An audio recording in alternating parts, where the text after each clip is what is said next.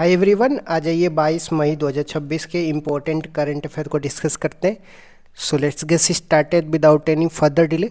प्रश्न संख्या 1 से स्टार्ट करते हैं। इंटरनेशनल बुकर प्राइज 2026 से किसे सम्मानित किया गया है? तो ताइवान ट्रैवलॉग को इंटरनेशनल बुकर प्राइज 2026 से सम्मानित किया गया है। यह ताइवान की पहली पुस्तक है जिसको इंटरनेशनल बुकर प्राइज मिला है। इसके लेखक यांग शुआंग जी हैं और इसका अंग्रेजी में अनुवाद लिन कियांग ने किया है। ताइवान ट्रैवलॉग की बात करते हैं तो यह 1930 के दशक की एक प्रेम कहानी पर आधारित कथा है। भारत की ओर से इंटरनेशनल बुकर प्राइज जीतने वाले गीतांजलि श्री और बानू मुश्ताक हैं। गीतांजलि श्री की पुस्तक का नाम रेत की समाधि है और बानू मुश्ताक की पुस्तक का नाम द हार्ट लैम्प है, तो ये भी आपको ध्यान में रखना है। नेक्स्ट क्वेश्चन में आते हैं, पीएम मोदी को किस संस्था द्वारा एग्रोकोला मेडल से सम्मानित किया गया है? तो फाओ, जिसको फूड एंड एग्रीकल्चर ऑर्गेनाइजेशन बोलते हैं या खाद्य और कृषि संगठन बोलते हैं, इसके द्वारा प्रधानमंत्री मोदी को एग्रीकोला मेडल से सम्मानित किया गया है। यह सम्मान उन्हें खाद्य सुरक्षा और मानव कल्याण के क्षेत्र में योगदान के लिए दिया गया है। इससे पहले 2008 में पूर्व पीएम मनमोहन सिंह को यह अवार्ड मिल चुका है। फाओ की बात करते हैं तो इसकी स्थापना 16 अक्टूबर 1945 को हुई थी और इसका मुख्यालय इटली रोम में है, तो ये भी आपको ध्यान में रखना है। नेक्स्ट क्वेश्चन में आते हैं, भारत और किस देश ने वर्ष 2027 को संस्कृति और पर्यटन का वर्ष घोषित किया है? तो भारत और इटली ने वर्ष 2027 को संस्कृति और पर्यटन का वर्ष घोषित किया है। प्रधानमंत्री मोदी और इटली के पीएम जॉर्जिया मेलोनी के बीच में यह घोषणा हुई है। इटली की पो नदी को इटली की गंगा कहा जाता है, तो ये भी आपको ध्यान में रखना है। यहाँ पे दो इंपॉर्टेंट वेलकोनो है, तो वो भी आपको ध्यान में रखना है। एटना और विशुवियस दो इंपॉर्टेंट वेलकोनो हैं, कहाँ पे? इटली में। नेक्स्ट क्वेश्चन में आते हैं, यूनेस्को सर्वे के अनुसार विश्व की दूसरी सबसे लंबी दीवार कौन सी है? तो कुंभलगढ़ किले की दीवार राजस्थान में है और यह यूनेस्को सर्वे के अनुसार विश्व की दूसरी सबसे लंबी दीवार है। सर्वे में प्रथम स्थान पर चीन की लंबी दीवार है। कुंभलगढ़ की दीवार की बात करते हैं, यह 36 किलोमीटर लंबी है और इसका निर्माण महाराजा कुंभा ने कराया था, तो ये भी आपको ध्यान में रखना है। नेक्स्ट क्वेश्चन में आता है, 400 साल पुराना पंजत उत्सव, जिसको पंजत फेस्टिवल बोलते हैं, कहाँ फिर से शुरू किया गया है? तो कश्मीर के अनंतनाग जिला में पंजत उत्सव को फिर से शुरू किया गया है और यह 400 साल पुराना है। यह उत्सव सामुदायिक भावना और नदी संरक्षण को बढ़ावा देने के लिए मनाया जाता है। इसमें लोग नदी और झरने से गाद व कचरा निकालकर उसकी सफाई करते हैं। नेक्स्ट क्वेश्चन में आते हैं, देश की पहली निजी क्षेत्र की मरीन गैस टरबाइन सुविधा कहाँ पे स्थापित की जाएगी? विशाखापट्टनम, आंध्र प्रदेश में भारत फॉर्ज लिमिटेड के द्वारा देश की पहली निजी क्षेत्र की मरीन गैस टरबाइन सुविधा स्थापित की जाएगी। यह टरबाइन की मरम्मत और ओवरऑल विकास पर केंद्र होगा। आंध्र प्रदेश के मुख्यमंत्री की बात करते हैं तो चंद्रबाबू नायडू है, ये भी आपको ध्यान में रखना है। नेक्स्ट क्वेश्चन में आते हैं, श्रमिकों और नियोक्ताओं को जोड़ने के लिए श्रम मित्र ऐप किस राज्य ने लॉन्च किया है? तो हरियाणा ने लॉन्च किया है। यह श्रमिकों और नियोक्ताओं को जोड़ने के लिए ऐप है। यह एक डिजिटल रोजगार मंच है जो अंग्रेजी, हिंदी और पंजाबी भाषाओं में उपलब्ध होगा। हरियाणा में ही हड़प्पा सभ्यता का सबसे बड़ा संग्रहालय राखीगढ़ी में बन रहा है, तो ये भी आपको ध्यान में रखना है। नेक्स्ट क्वेश्चन में आते हैं, कॉमनवेल्थ शतरंज संघ का अध्यक्ष किसे नियुक्त किया गया है? तो भरत सिंह चौहान को कॉमनवेल्थ शतरंज संघ का अध्यक्ष नियुक्त किया गया है। उनका कार्यकाल 2026 से 2030 तक होगा। कॉमनवेल्थ गेम 2030 का आयोजन अहमदाबाद में होगा, तो ये भी आपको ध्यान में रखना है। नेक्स्ट क्वेश्चन में आ जाते हैं, रस्किन बॉन्ड की नई पुस्तक का नाम क्या है? All the time favourite friendship story है। रस्किन बॉन्ड को 2014 में पद्म भूषण से सम्मानित किया गया था और शिवराज चौहान की पुस्तक का नाम भी आपको ध्यान में रखना है, अपनापन है, तो ये भी आपको ध्यान में रखना है।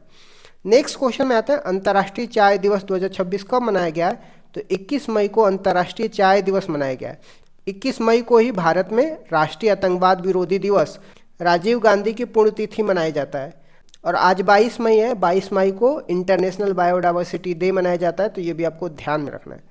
नेक्स्ट क्वेश्चन में आते हैं, BIS ने किस नए ईंधन मानक को अधिसूचित किया है? E22 से E30 ईंधन मानक को BIS ने क्या कर दिया? अधिसूचित कर दिया है। अब पेट्रोल में 30% तक इथेनॉल मिलाने का लक्ष्य रखा गया है। BIS की बात करते हैं तो यह उपभोक्ता मामलात मंत्रालय के अधीन कार्य करता है, तो ये भी आपको ध्यान में रखना है। इस तरीके से मैंने कुछ इंपॉर्टेंट करंट अफेयर को डिस्कस कर दिया। Thank you so much guys, keep loving, keep supporting, bye bye, see you bye. Numbeo safety index 2026 में किस शहर को शीर्ष स्थान मिला है? किंग दादो को शीर्ष स्थान मिला है। प्रथम स्तर पे किंग दादो है चीन का, दूसरे स्तर पे अबू धाबी यूएई का है। भारत की बात करते हैं तो भारत में पहले नंबर पे बेंगलुरु है कर्नाटक का, और विश्व में भारत का स्थान 46वां है। जयपुर की बात करते हैं तो जयपुर का स्थान 106वां है। देश स्तर पे बात करते हैं तो यूएई पहले पर, भारत का स्थान 70वें है। असुरक्षित शहर की बात करते हैं तो विश्व में प्रिटोरिया सबसे असुरक्षित शहर है। भारत में असुरक्षित शहर की बात करते हैं तो नई दिल्ली है। कुछ महत्वपूर्ण इंडेक्स 2025 की बात करते हैं जिसमें भारत की रैंक क्या है, तो फायर पावर में भारत की रैंक 4th है। प्रेस फ्रीडम इंडेक्स में भारत की रैंक 151 है। एआई एशिया पावर में भारत की रैंक 3rd है। सस्टेनेबल डेवलपमेंट गोल में भारत की रैंक 99th है। इनोवेशन नवाचार में भारत की रैंक 38 है। भ्रष्टाचार धारणा सूचकांक में भारत की रैंक 96 है। ह्यूमन डेवलपमेंट इंडेक्स में भारत की रैंक 130 है। रिश्वतखोरी में भारत की रैंक 102 है। जेंडर गैप इंडेक्स में भारत की रैंक 131 है। खुशहाली इंडेक्स में भारत की रैंक 118 है। शांति इंडेक्स में भारत की रैंक 115 है। कुछ और इम्पोर्टेंट पॉइंट की बात करते हैं। डेनिश प्रीमियम लीग 2025 का खिताब किसने जीता है, तो दबंग दिल्ली ने जीता है। राष्ट्रपति द्रौपदी मुर्मू ने राज्य में पीएससी अध्यक्षों के राष्ट्रीय सम्मेलन का उद्घाटन कहाँ पे किया है, तो हैदराबाद में किया है। किस राज्य ने पहली बार सैयद मुश्ताक अली ट्रॉफी का खिताब जीता है, तो झारखंड ने जीता है। WTA player of the year 2025 का सम्मान किसको मिला है, आर्याना सबालेको को मिला है, और ये बेलारूस की रहने वाली। नेक्स्ट क्वेश्चन पे आते हैं। ब्रांड फाइनेंस ग्लोबल 500 2026 रिपोर्ट में किस भारतीय संस्थान को दूसरा स्थान मिला है, तो TCS को दूसरा स्थान मिला है। एक्सचेंज कंपनी IT सर्विस पहले स्थान पे है, TCS दूसरे स्थान पे है, और पहली बार AAA रेटिंग में आया है। TCS की वैल्यू की बात करते हैं तो $21.2 बिलियन है। तीसरे स्थान पे इन्फोसिस कंपनी है, तो ये भी आपको ध्यान में रखना है। और कुछ इंपॉर्टेंट तथ्य की बात करते हैं तो SAFF महिला इंटरकॉन्टिनेंटल क्लब का खिताब जीतने वाला देश का पहला महिला क्लब कौन सा है, तो ईस्ट बंगाल FCI है। PM द्वारा WHO ग्लोबल समिट में जारी स्मारक डाक टिकट का संबंध किससे है, तो अश्वगंधा से है। ब्लू ओरिजिन के NS-37 मिशन पर स्पेस में ट्रेवल करने वाला दुनिया का पहला पैरालिसिस महिला का संबंध किस देश से है, तो जर्मनी से है, और उनका नाम मिशेल बोयरोन है। भारत सरकार ने किस देश के साथ वर्ष 2025 में चौथे मुक्त व्यापार समझौता की घोषणा करी है, तो न्यूजीलैंड के साथ मुक्त व्यापार की घोषणा करी है भारत ने। नेक्स्ट क्वेश्चन पे आ जाते हैं। इंडो पैसिफिक महासागर पहल, जिसको इंडो पैसिफिक ओशन इनिशिएटिव बोलते हैं, में कौन शामिल हुआ है, तो स्पेन शामिल हुआ है। यह एक स्वैच्छिक पहल है। इसका उद्देश्य चीन को इंडो पैसिफिक एरिया में काउंटर बैलेंस करना या प्रतिसंतुलित करना होता है। इसकी स्थापना की बात करते हैं तो इंडो पैसिफिक ओशन इनिशिएटिव की स्थापना 2019 में बैंकॉक में हुई थी। स्पेन की बात करते हैं तो स्पेन की राजधानी मैड्रिड है। यहाँ विश्व पर्यटन संगठन UN टूरिज्म का मुख्यालय भी है, तो ये भी आपको ध्यान में रखना है। मलक्का संधि की बात करते हैं तो हिंद महासागर प्रशांत महासागर को जोड़ती है, सुमात्रा और मलेशिया में है।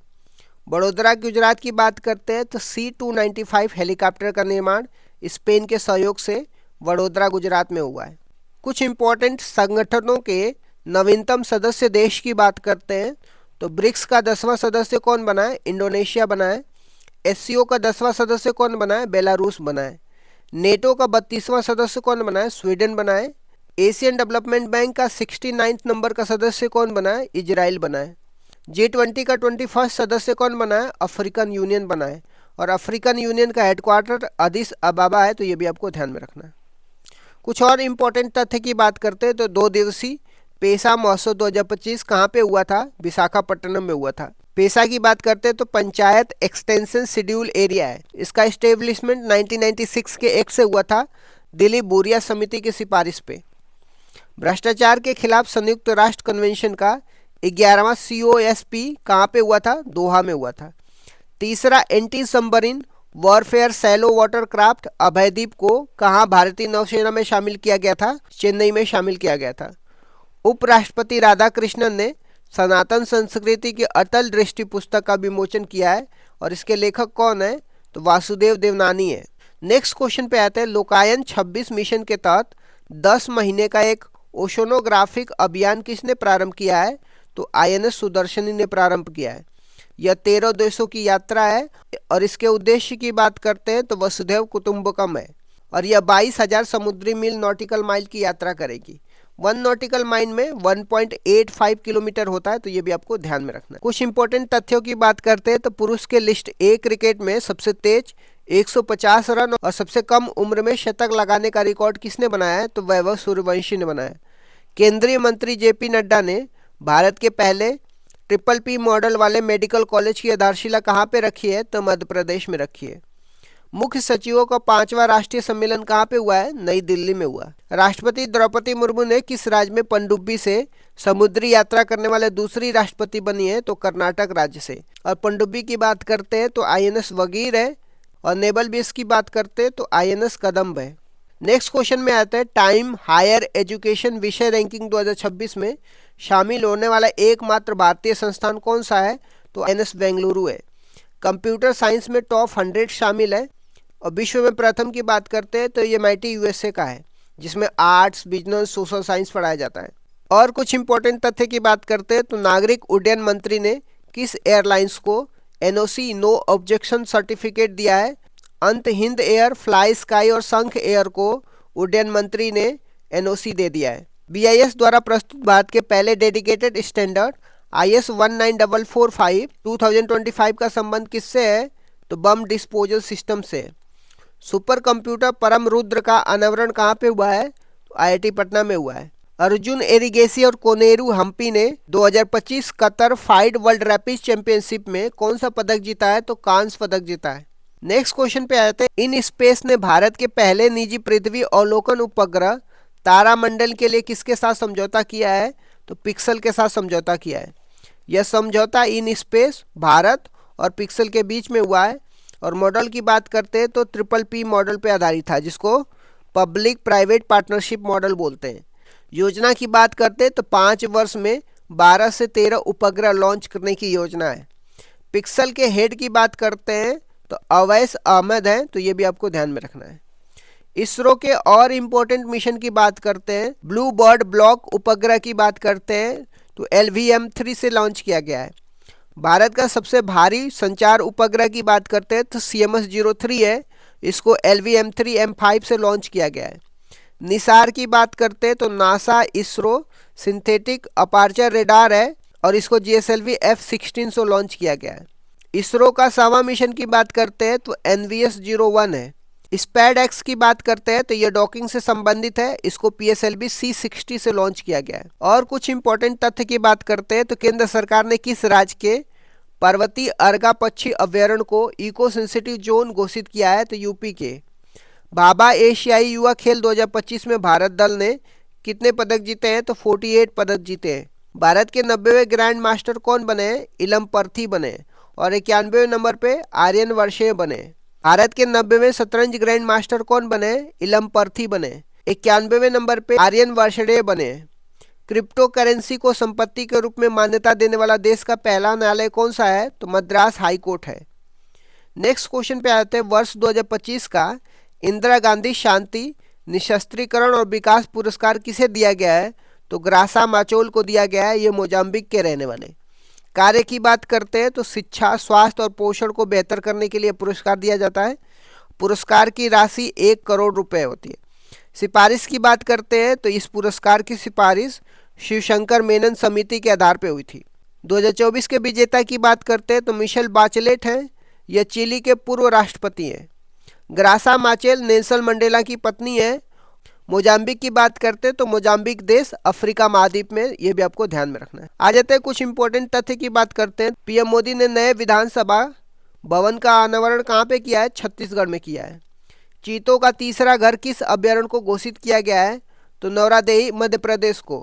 पहले नंबर पे कूनो है, दूसरे नंबर पे गांधी सागर है, तीसरे नंबर पे नौरादेही है मध्य प्रदेश में। प्रोजेक्ट चीता के तहत किस देश से भारत में 8 चीते लाने की घोषणा हुई है, तो बोत्सवाना से। भारतीय मूल की गाजला हाशमी ने USA के किस राज्य में उप सीनेट का चुनाव जीता है, तो वर्जीनिया में।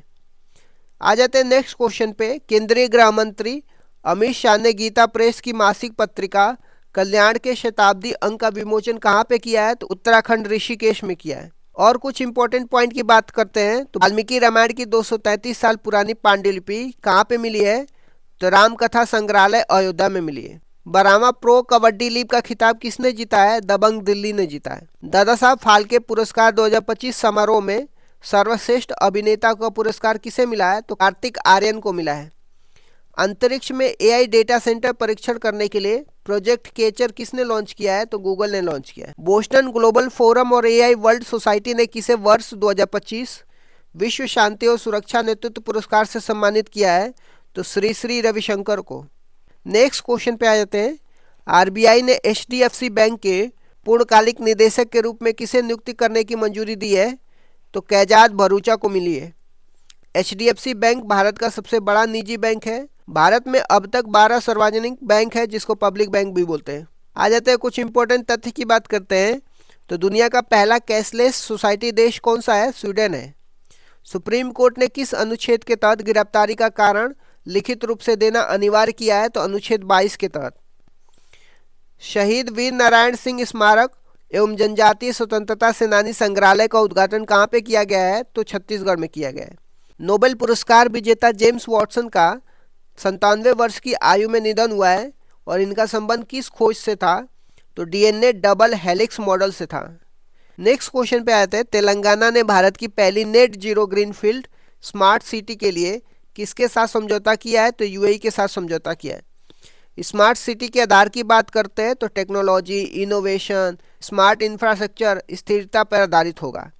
यूएई की बात करते हैं तो यूएई की राजधानी अबू धाबी है और यूएई की मुद्रा दिरहम है।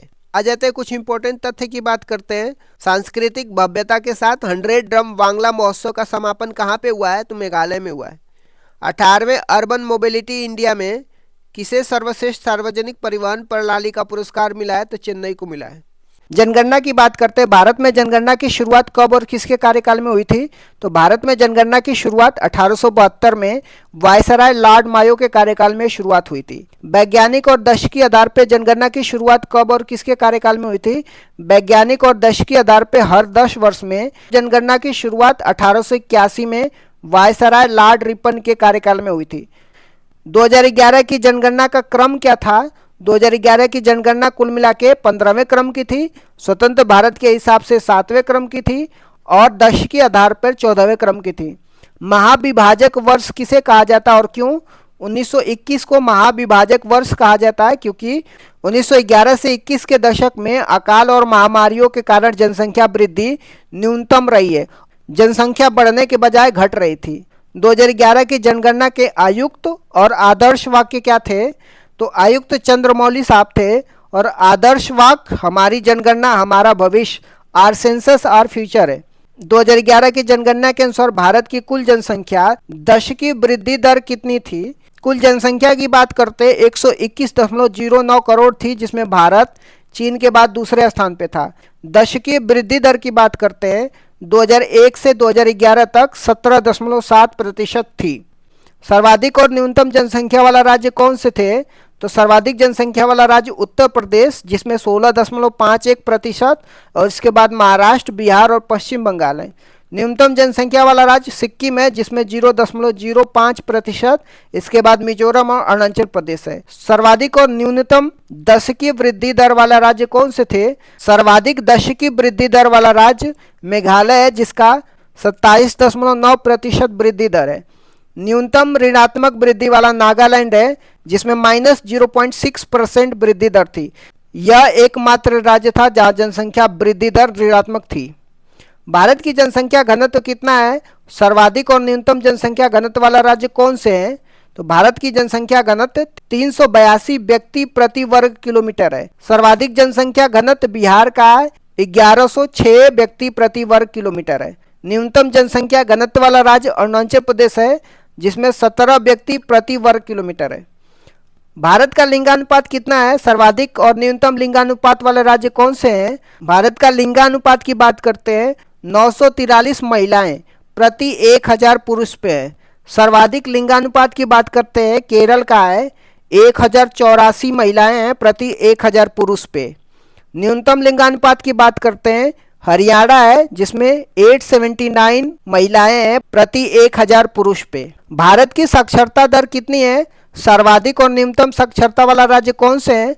तो भारत की साक्षरता दर 73% है। पुरुष की साक्षरता दर की बात करते हैं 80.09% है और महिला की साक्षरता दर की बात करते हैं 64.60% है। सर्वाधिक साक्षरता की बात करते हैं केरल का है 94% है और निम्नतम साक्षरता बिहार का है 61.80% है। सर्वाधिक अनुसूचित जाति वाला राज्य कौन से है? तो संख्या के आधार पर उत्तर प्रदेश है, प्रतिशत के आधार पर पंजाब है। राज्य की जनसंख्या का 32% जनसंख्या पंजाब में अनुसूचित जाति का है। सर्वाधिक अनुसूचित जनजाति जनसंख्या वाला राज्य कौन से है? संख्या के आधार पर मध्य प्रदेश सर्वाधिक अनुसूचित जनजाति वाला राज्य है। प्रतिशत के आधार पर मिजोरम है जिसकी राज्य की 94% जनसंख्या शेड्यूल ट्राइब की है।